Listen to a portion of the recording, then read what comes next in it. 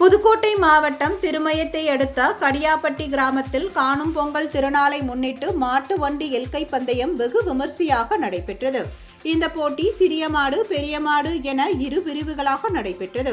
இதில் புதுக்கோட்டை, மதுரை, தேனி, சிவகங்கை ஆகிய பல்வேறு மாவட்டங்களிலிருந்து மொத்தம் 26 ஜோடி மாட்டு வண்டிகள் கலந்து கொண்டன. பெரிய மாட்டு வண்டியில் மொத்தம் 8 ஜோடி மாடுகளும், சிறிய மாட்டு வண்டி பிரிவில் மொத்தம் 18 ஜோடி மாடுகளும் கலந்து கொண்டன. இதில் பெரிய மாட்டு வண்டிகள் போக வர 8 கிலோமீட்டர் தூரமும், சிறிய மாட்டு வண்டிக்கு போக வர 6 கிலோமீட்டர் தூரமும் எல்கையாக நிர்ணயிக்கப்பட்டிருந்தது.